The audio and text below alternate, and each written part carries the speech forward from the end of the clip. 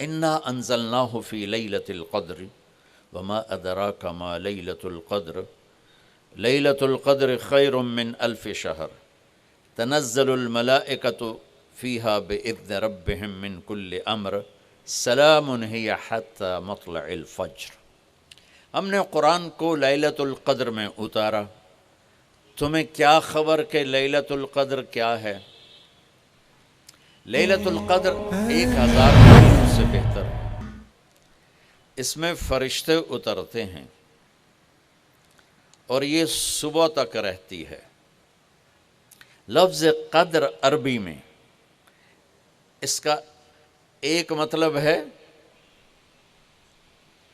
قیمت، سبحان اللہ۔ تو اللہ نے کہا میں تمہیں بتاؤں، آپ سب تاجر بیٹھے ہو، لیلۃ القدر کی قیمت کیا ہے؟ 1000 مہینوں سے بہتر ہے، 1000 مہینوں سے بہتر ہے۔ اب 1 روپے پر 1000 نفع لے سکتے ہیں؟ دنیا میں کوئی ایسا کاروبار ہے؟ جو ہیروئن بیچتے ہیں وہ بھی نہیں لے سکتے۔ اور میرا اللہ کہہ رہا ہے ایک رات 1000 مہینے، یعنی کوئی 82-83 سال۔ یہ تو آ گیا پہلا قدر۔ دوسرا اس کا مطلب ہے تنگ پڑ جانا، تنگ پڑ فقدر علیہ رزقہ۔ تو تنزل الملائکۃ فیہا، تنزل الملائکۃ والروح فیہا، کہ اس رات اتنے فرشتے اترتے ہیں کہ زمین تنگ پڑ جاتی ہے، سبحان اللہ، اتنے فرشتے آتے ہیں زمین تنگ پڑ جاتی ہے۔ تیسرا مطلب ہے قدر، مقدار کو، تو اللہ تعالیٰ نے اس کا آخری مطلب بھی بتایا، سلام ہی حتی مطلع الفجر، کہ یہ فجر کی نماز تک، فجر کی اذان تک یہ رہتی ہے۔ 3 مطلب ہیں قدر کے، تینوں اللہ نے قرآن میں کور کیے۔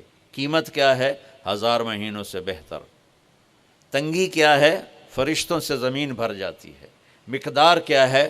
صبح صادق۔ لیلۃ القدر 27 کی نہیں ہوتی، 21، 23، 25، 27، 29۔ اب یہ 5 راتیں جاگ لیں، چھٹ، آپ لوگ تو ویسے رات کے بادشاہ ہو، جاگ لو۔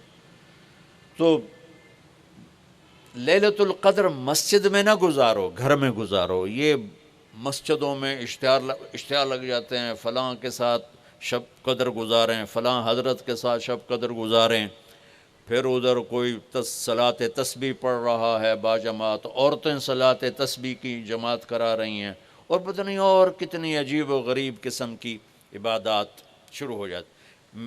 یہ نفلی عبادت ہے، میرے نبی گھر میں پڑھتے تھے۔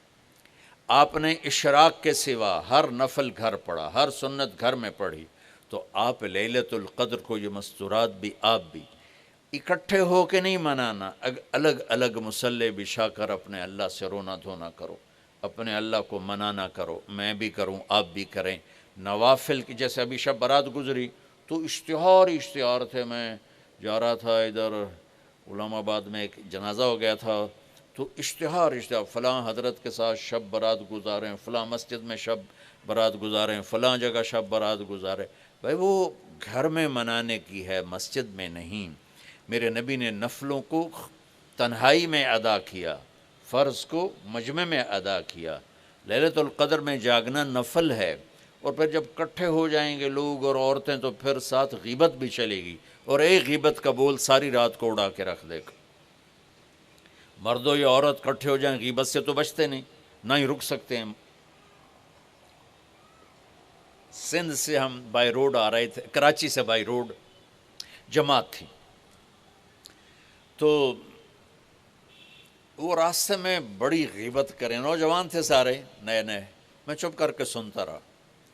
جب کوئی 2 دن گزر گئے نا، تو ہمارے پاس بڑی وین تھی، میں نے کہا بچوں ایک نصیحت کرتا ہوں کہ غیبت نہ کیا کرو، مذاق کرو، ہنسا کرو، کھیڑا کرو، غیبت نہ کرو۔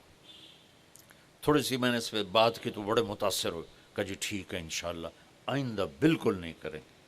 کوئی آدھا گھنٹہ گاڑی میں سناٹا رہا، آدھے گھنٹے کے بعد ایک بولے مولانا یہ غیبت نہ کریے تو پھر گلاں کی کریے؟ یہ میرا کلچر ہے۔ لہٰذا عورتیں عبادت کے لیے بھی اکٹھی ہوں گی تو غیبت شروع ہوگی، مرد مسجد میں اکٹھے ہوں گے وقت ضائع ہوگا، غیبت شروع ہوگی۔ میرے بھائی بہنوں، ہر نفل کو گھر میں گزار، اپنے گھر کو بابرکت بناؤ، اپنے گھروں میں نفل پڑھو، تلاوت کرو، ذکر کرو۔ صرف اشراق کے نفل میرے نبی مسجد میں پڑھتے تھے 2 رکعت، باقی ہر نفل آپ نے مسجد میں ادا کی۔ تو یہ چند چیزیں رمضان کے متعلق میں نے عرض کی ہیں۔ اب ایک بڑی اہم بات میں آپ کے سامنے عرض کرنا چاہتا ہوں۔ رمضان کی دولت کس سے ملے گی؟ رمضان کی برکات کس سے ملیں گی اور کون محروم ہو جائے گا؟ آپ نے فرمایا 4 آدمی ایسے ہیں جن کی رمضان اور شب قدر میں بھی بخشش نہیں ہوتی، بس اس سے ہم اپنے آپ کو بچا لیں۔ کون ہیں یا رسول اللہ؟ آپ نے کہا مدمن خمرن، شراب کا عادی، کبھی کوئی پی لے توبہ کر لے، میں اس کی اجازت نہیں دے رہا ہوں۔ مدمن کا لفظ ہے کہ جو روزانہ شراب پیتا ہے، اس کی رمضان میں بخشش نہیں۔ حق لوالدیہ، جو ماں باپ کا نافرمان ہے، اس کی بخشش نہیں۔ قاطع الرحم، رشتہ داروں سے لڑنے والا، اس کی بخشش نہیں۔ المشاحن، دل میں بغض رکھنے والا، اس کی بخشش نہیں۔ ہر وہ چیز جو میرے آپ کے لیے نقصان دہ اللہ نے حرام کر دی، ہر وہ چیز جو میرے آپ کے لیے مفید ہے اللہ نے حلال کر دی۔ سود حرام کر دیا۔ ہمارے پاکستان کی معیشت نہیں، پوری دنیا کی معیشت ڈوبی